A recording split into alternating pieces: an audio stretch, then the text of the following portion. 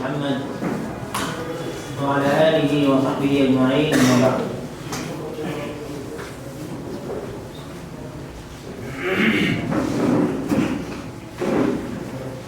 محترم اساتذہ، مربیان اور میرے عزیز رفقا،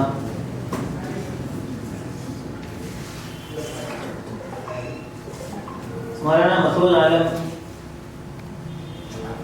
ندوی ہمارے بہت عزیز رہے ہیں پڑھنے کے زمانے سے. ان کی علمی، تعلیم و تربیتی اور انتظامی صلاحیتیں روز افزوں ہیں جو نہایت قابل قدر ہیں، اور آپ بہت زیادہ مبارکباد کے مستحق ہیں کہ اللہ تعالیٰ نے ان کی سرپرستی میں اپنے فکری اور دعوتی میدان میں اور علمی اور ادبی میدان میں آگے بڑھنے کے آپ کو مواقع عطا فرمائے ہیں. دیکھیے، واقعی اللہ تعالیٰ کی آپ کے ساتھ خصوصی توفیق ہے، ورنہ کتنے اچھے طلباء ہوتے ہیں، اچھے گھرانوں سے تعلق رکھنے والے اور اچھے ماحول سے آئے ہوئے اور اچھے ذہن و دماغ کے مالک، لیکن صحیح رہنمائی یا تربیت نہ ہونے کی وجہ سے وہ کوئی قابل ذکر کام دعوتی یا اصلاحی یا تربیتی یا تعلیمی یا علمی یا ادبی انجام نہیں دے پاتے. لیکن آپ میں یقیناً متعدد طلباء ایسے ہوں گے جو فطری طور پر اس سطح کے نہیں ہوں گے جس سطح کے ہو کر نکلتے ہیں یہاں سے. یہ سب مولانا کی توجہ اور آپ کی محنت کا نتیجہ ہے. اللہ تعالیٰ اس کو قائم و دائم رکھے اور خوب اس درخت کو ویسے وہ شاداب اور ثمرآور بنائے. کوئی ہوتا نہیں جبکہ سالانہ تقریب ہے کہ 8 سے 9:30 تک انشاءاللہ پروگرام ختم ہو جائے گا، پھر آپ مفصل اپنی بات رکھیں، تقسیم انعامات وغیرہ. اچھی بات ہے. اصلاً 9:30 بجے کی ہم نے وعدہ کیا تھا، کہیں کوئی کام تھا، لیکن ہم نے اس کو آدھا گھنٹہ مؤخر کر دیا کہ ٹھیک ہے آپ کے پروگرام میں آدھا گھنٹہ مؤخر کرتے ہیں اور 10 بجے یہاں سے فارغ ہو جاتے ہیں. اب لیکن واقعی جی نہیں چاہتا کہ بے موقع ہو گیا ہم اس کو حاضر ہوئے. اگرچہ ہم صدارت کے کسی طرح حقدار نہیں ہیں، لیکن کیونکہ بنا دیا گیا ہے، ہونا تو یہی چاہیے انتظامی طور پر کہ مخیر میں آپ سے مخاطب ہوتے ہیں. تاہم کچھ مجبوریوں کی وجہ سے اس وقت آپ کے سامنے کھڑے ہیں. اپنے اساتذہ سے خاص طور پر معذرت کے ساتھ، جن کی باتیں ہمیں واقعی سننا چاہیے. ہم نے مولانا پہ عرض بھی کیا ابھی کہ پہلے ان حضرات کی کچھ باتیں ہو جائیں، پھر ہم مختصر 1-2 جملے کہہ دیں. انہوں نے کہا بہت لمبا وقت ہو جائے گا پھر آپ کے لیے اور مشکل ہو جائے گا، تو پھر ہم نے حضرت اس کو قبول کیا کہ 2 باتیں آپ کے گوش گزار کی جائیں. بات یہ ہے کہ آدمی جب محنت کرتا ہے تو اللہ تعالیٰ اس کے سامنے راہیں کھول دیتا ہے. بہت سی راہیں اسے مسدود نظر آتی ہیں، لیکن محنت کے نتیجے میں اللہ تعالیٰ راہیں بالکل کھول دیتے ہیں. قرآن کریم سے یہ باتیں متعدد آیات سے معلوم ہوتی ہیں. وَالَّذِينَ جَاهَدُوا فِينَا لَنَهْدِيَنَّهُمْ سُبُلَنَا لَيْسَ لِلْإِنسَانِ إِلَّا مَا سَعَى وَأَنَّ سَعْيَهُ سَوْفَ يُرَى ثُمَّ يُجْزَاهُ الْجَزَاءَ الْأَوْفَى. بہرحال آپ سے پہلے اور آخری درخواست یہی ہے کہ آپ جس راستے پر لگے ہوئے ہیں علمی، ادبی، فکری اور دعوتی، اس سے آپ مستقل اور مسلسل وابستہ رہیے. اور جو آپ کی تربیت،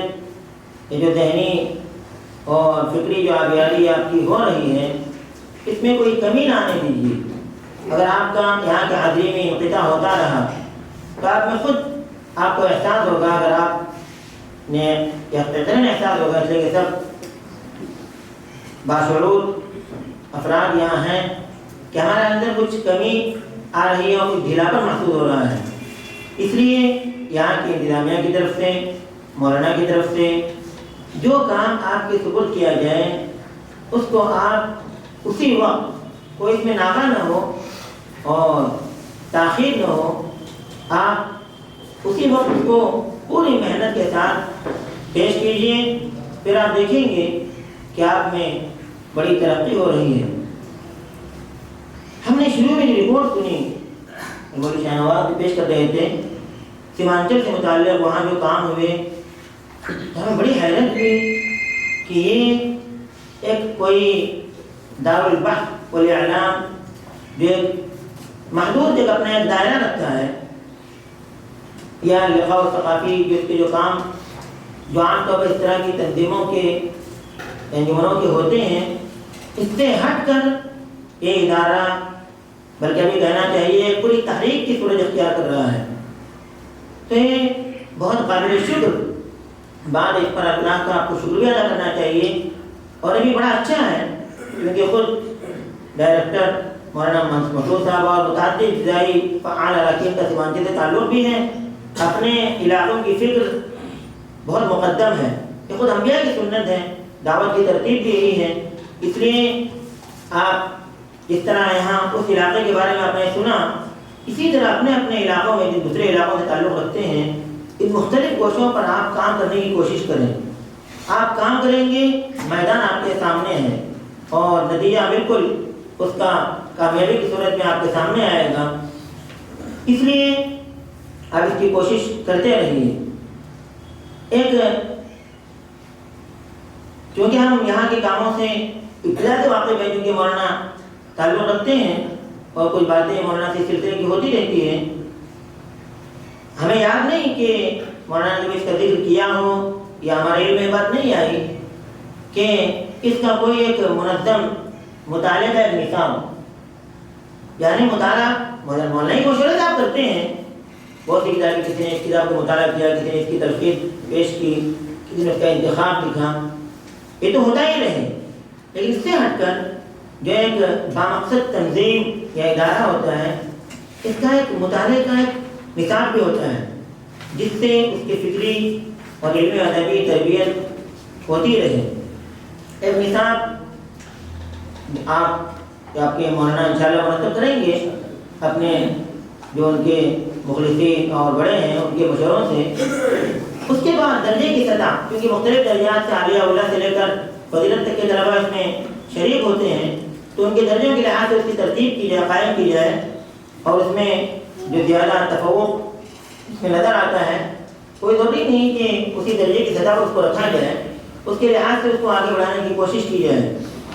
یہاں خاص طور پر ایک بات یہ بھی کہی گئی کہ زبان عادت کی آبیاری رپورٹ میں بھی بات کہی گئی، اور ہم جانتے ہیں اس سلسلے میں کوششیں ہوتی ہیں، اس لیے اس پہلو پر خاص طور پر آپ توجہ دیں، کیونکہ یہ آپ کے بھی ابتدائی عمر ہے۔ حضرت مولانا علی میاں صاحب بات بار بار بیان کرتے تھے، متعدد جگہ لکھا بھی ہے، اور ہم نے دسیوں دفعہ حضرت مولانا کی زبان بات سنی، ابتدائی زندگی میں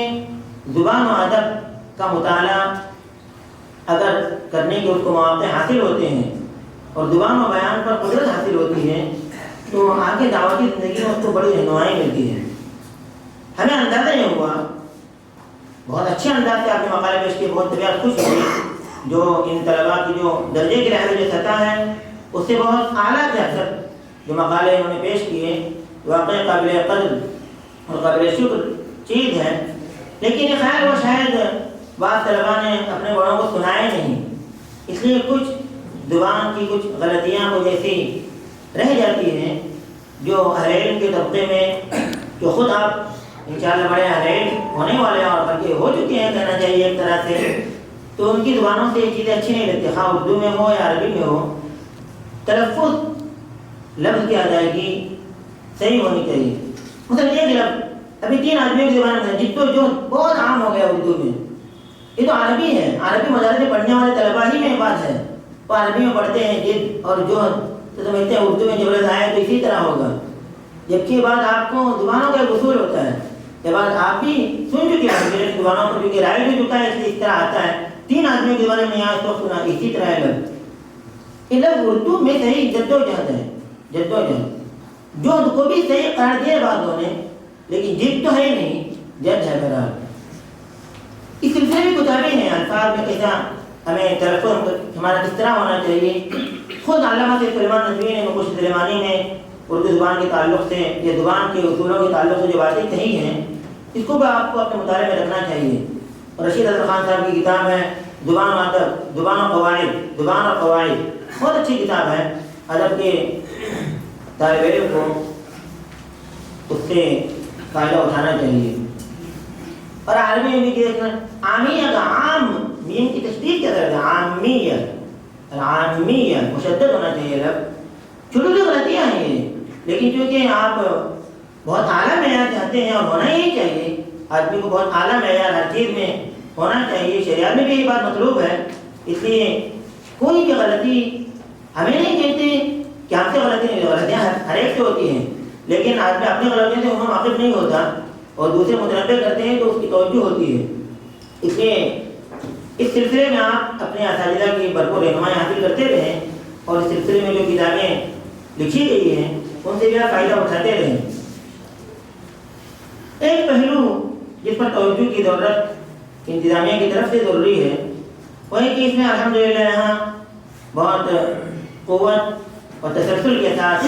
زبان و ادب اور فکر و دعوت کے مختلف جو پہلو ہیں اس پر توجہ کی جا رہی ہے. بہت قابل مبارکباد ہیں، لیکن اپنی اخلاقی اور روحانی تربیت کا پہلو اس میں کس حد تک ہے، کس فیصد ہے، یہ بات ہمیں معلوم نہیں ہوئی. یقیناً ہوگا آپ کو جن کتابوں کے مطالعے کی رہنمائی کی جاتی ہوگی، اس میں ایسی کتابیں بھی ہوں گی، لیکن اس وقت جو آپ کا نصاب مطالعے کا مرتب کیا جائے